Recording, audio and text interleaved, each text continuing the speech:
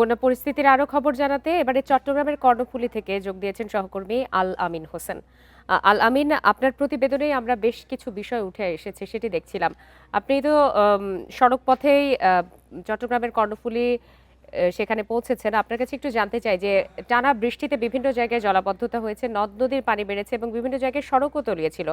আপনি নিজে কি ধরনের পরিস্থিতি দেখেছেন এবং সেখানকার মানুষের দুর্ভোগই বা কেমন? লোপা, আমরা ঠিক ঢাকা থেকে সকালে রওনা হয়ে চট্টগ্রাম হয়ে বান্দরবনের উদ্দেশ্যে যাত্রা করেছিলাম, কিন্তু পথের মধ্যে সেটি হচ্ছে আনোয়ারা, চট্টগ্রামের আনোয়ারা উপজেলার উত্তর চাতুর এলাকা। যদি আমি একটু দেখাতে চাই, গেল এক সপ্তাহ ধরে তারা যেটি বলছেন যে এই অবস্থার মধ্যে এই এলাকাটি ডুবে রয়েছে। আমরা যেটি আপনাকে যেই সড়কটি দেখাচ্ছি, এই সড়কটি মূলত ঢাকা বান্দরবন অর্থাৎ কক্সবাজার বান্দরবন যে সড়ক, অর্থাৎ ঢাকা বান্দরবন যে মহাসড়ক, সেই মহাসড়কের একটি আঞ্চলিক সড়ক, এবং এই সড়কটি গেল এক সপ্তাহ ধরে এরকম ডুবে রয়েছে। স্থানীয়রা যেটি বলছেন যে এখন শুধুমাত্র ভাটা অর্থাৎ সমুদ্রে ভাটা থাকার কারণে পানির পরিমাণটা একটু কম, এবং এই ভাটা অবস্থায় হচ্ছে এইরকম পানি, কিন্তু জোয়ারের সময় পানির পরিমাণটা আরও বাড়ে, যার কারণে মারাত্মক রকম দুর্ভোগ পোহাতে হচ্ছে এলাকার মানুষ।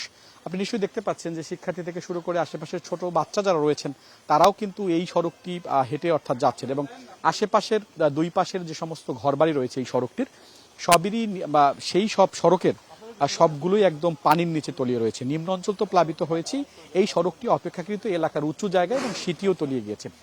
আমরা যে দেখেছি কিছুক্ষণ আগেও, অর্থাৎ মিনিট পাঁচেক আগেও এখানে ভারী বৃষ্টি হয়েছে, অর্থাৎ সকাল থেকেই থেমে থেমে ভারী বৃষ্টি হয়েছে। তারা যেটি বলছেন যে কিছুক্ষণ আগেও এখানে হাঁটু পানি ছিল, সেই পানির পরিমাণ এখন ভাটা, যার কারণে পানির পরিমাণ কমছে, এবং যদি সেটি আরও যদি বৃষ্টি হতে থাকে অর্থাৎ জোয়ারের সময় যদি বৃষ্টি হয় তাহলে এই পানির পরিমাণ আরও বাড়বে। আমরা আসছে পথে যেটি দেখেছি যে সড়কের দুই পাশে অসংখ্য গাছ নড়বড় হয়ে গেছে। বিগত এক সপ্তাহ ধরে তারা যেটি বলছেন যে এখানে এরকম থেমে থেমে বৃষ্টি হচ্ছে, কখনো ভারী বৃষ্টি হচ্ছে, কখনো থেমে থেমে বৃষ্টি হচ্ছে। আমাদের মধ্যে ইতিমধ্যেই যে তথ্য আমরা পেয়েছি সেটা হচ্ছে ধনু নদী যেটি রয়েছে, সেই ধনু নদীর যে সেতু, সেই সেতুতে ফাটল ধরেছে। বান্দরবনের নাইক্ষ্যংছড়ির কিছু খবর আমাদের কাছে আছে, বান্দরবনের একটি জায়গায় সেখানে কালবার, সেই কালবার পানির তোরে ভেসে গেছে। অর্থাৎ পরিস্থিতি কিন্তু আবহাওয়া অফিস থেকে শুরু করে বন্যা পূর্বাভাস সতর্কীকরণ কেন্দ্র যেটি বলছে যে কক্সবাজার, বান্দরবন এবং চট্টগ্রাম ইতিমধ্যেই বন্যা আক্রান্ত হয়েছে। সেই আক্রান্ত হওয়ার পরে ভারী বৃষ্টি যদি আরও বেশি থাকে তাহলে পানির এখন যে উচ্চতা, সেই উচ্চতা আরও বাড়বে। তারই ধারাবাহিকতা আশপাশের যেই পানি, সেই পানি বাড়ছে। আমরা আসতে পথে দেখেছি চট্টগ্রাম শহরেরও বিভিন্ন জায়গায় জলাবদ্ধতা তৈরি হয়েছে।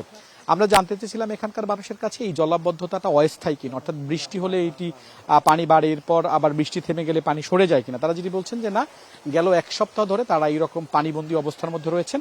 আশেপাশের যে সমস্ত ঘরবাড়ি রয়েছে সেই ঘরবাড়িগুলো পানিতে তলিয়ে গেছে, অর্থাৎ নিচতলা, বেশিরভাগ ঘরবাড়ির নিচতলা তলিয়ে গেছে। চট্টগ্রাম কক্সবাজার যে মহাসড়কটি যেটি রয়েছে সেটিরও আমরা দুই পাশে, অর্থাৎ সেই সড়কটি উঁচু এবং সেই সড়কের দুই পাশেই একদম সড়ক ছোঁয়া পানি এসে পৌঁছেছে। এখন পর্যন্ত কোথাও কোথাও সড়ক উপচে পড়েছে, কোথাও কোথাও সড়কের দুই পাশে এসে পানি থেমে রয়েছে। যেটি বলছেন তীব্র ভোগান্তির কথা, তারা বলেছেন পানি কখনো বাড়ে কখনো কমে। অর্থাৎ আমি প্রথমে যেমনটা বলছিলাম যে এই উত্তর চাতুরী এলাকার এই পানি এখন ভাটা, অর্থাৎ ভাটার সময় এই পরিমাণ পানি রয়েছে। জোয়ার আসলে তারা আশঙ্কা করছেন যে সমুদ্রে যদি জোয়ার আসে তখন যদি আবার বৃষ্টি হয়, যেহেতু রোববার পর্যন্ত ভারী বৃষ্টিপাতের পূর্বাভাস দিয়েছে আবহাওয়া অধিদপ্তর, সেক্ষেত্রে এই পানির পরিমাণ আরও বাড়বে, তখন ভোগান্তির পরিমাণও আরও তারা বাড়বে। আমি প্রথমে যেটা বলছিলাম যেটি কিন্তু একটি আরসিসি সড়ক, অর্থাৎ এই সড়কটি উত্তর চাতুরী হয়ে ঢাকা কক্সবাজার যে মহাসড়ক, অর্থাৎ চট্টগ্রাম কক্সবাজার যে মহাসড়ক, সেই আঞ্চলিক মহাসড়কের সঙ্গে অর্থাৎ এই সড়কটি মিশেছে। সেই ক্ষেত্রে এই সড়কের অবস্থাও হচ্ছে এরকম। এর বাইরে উত্তর চাতুরীর পাশের যে সমস্ত এলাকা রয়েছে, নিম্ন এলাকা, সেই এলাকাগুলো প্লাবিত হয়েছে। আশেপাশের ঘরবাড়ির আমরা দেখেছি পানি উঠেছে, স্বাভাবিক যে জীবনযাত্রা সেটি ব্যাহত হয়েছে। শিক্ষার্থীদের একটি অংশ সেখানে স্কুলে শিক্ষা প্রতিষ্ঠান যেটি, সেই শিক্ষা প্রতিষ্ঠানে যেতে পারেনি। অর্থাৎ যেটি বলা হচ্ছে যে বন্যা পূর্বাভাস সতর্কীকরণ কেন্দ্রের যেই বান্দরবনের মনু এবং যে বিপদসীমার 196 সেন্টিমিটার উপর দিয়ে প্রবাহিত হচ্ছে, অর্থাৎ পরিস্থিতি সময়ের সঙ্গে সঙ্গে আরও বেশি নাজুক হচ্ছে, যেহেতু দীর্ঘদিন ধরে অর্থাৎ সপ্তাহখানেকেরও বেশি সময় ধরে বৃষ্টি হচ্ছে। সেক্ষেত্রে পাহাড় ধসের একটি প্রবল আশঙ্কা এই এলাকাতেও রয়েছে। জি, আল আমিন, আপনি নিরাপদে থেকে সংবাদ সংগ্রহ করতে থাকুন। অনেক ধন্যবাদ আপনাকে।